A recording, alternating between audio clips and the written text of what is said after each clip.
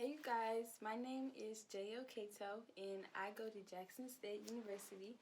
I'm a 100 hurdler, well I run track there, 100 hurdles, 400 hurdles, and occasionally I run the 4x4, but hurdles are my thing. It's my love for the sport.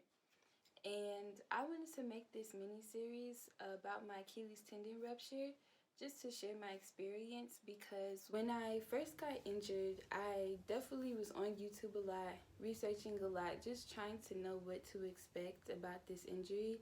And I noticed that there were not a lot of track athletes who have ruptured their Achilles. To my knowledge, I only know of one, and that's Cindy O'Feely, who's an Olympian, and she also runs the 100 hurdles.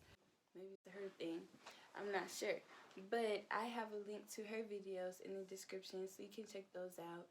And I also have points of my talking points in the description so you can fast forward if you would like. But I want to share just the day I got injured and how. So I got injured at track practice. It was September 12th, I want to say, which is super early. The first indoor meet isn't even until February, so I got injured in the beginning. And we were doing a hurdle plyometric drill. So the hurdles were set up in like a square, and we had to go inside to the left, jump back inside to the right, and then come out the front.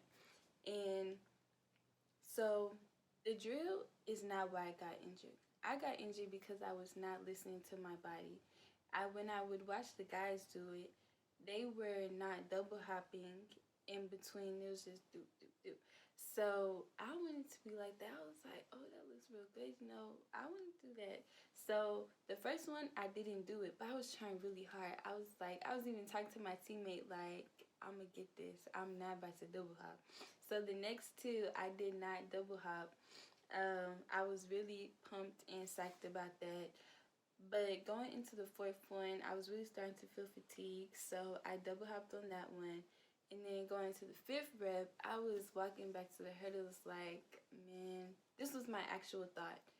I was like, I hope we don't have another one, because I'm beat. We had done other things before this drill, so I was really, really fatigued at this point. But we had another one. And I still had it in my mind that I was not going to double hop, which I didn't.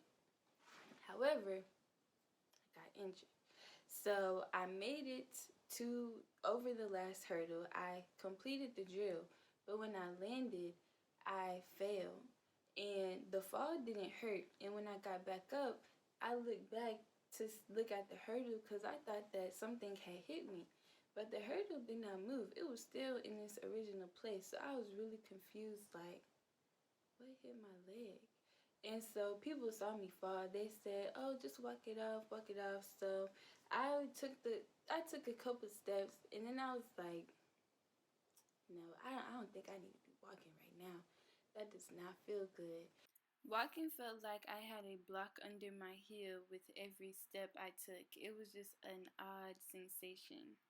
So I just sat down, and thankfully the athletic trainers were out there, and he saw me fall, and football was out there too. So the athletic trainer, I hopped over to them, and they rode me back on the golf cart to the training room. And at this point, nobody knew how serious my injury was. Nobody knew it was my Achilles. I didn't even know. I truly thought all I had to do was ice and I'd be back the next day. So when we got to the training room, I hopped off. Nobody helped me because nobody knew like what was wrong. They thought that I had hurt my knee. So I hopped to the training room table, and he came and asked me where my pain was. I pointed to the back of my ankle, and he did a couple tests. And I was sitting initially. Then he told me to lay down on my stomach. And when he said that, his voice changed, you guys. And his face got concerned. And then he did this test called the Thompson test, where they squeeze your calf muscle to see if your foot will like react and pop up. And of course, Mine didn't, because it was ruptured at this point. But I still didn't know. But he broke the news to me. He said, I'm sorry, sweetie, but I think you ruptured your Achilles. Like, it's not there. So, my teammate helped me carry my things to my car. Appreciate him for that. Then I called my other teammate to drive me there. Thankfully, I did not injure my right driving leg Achilles. It was my left leg.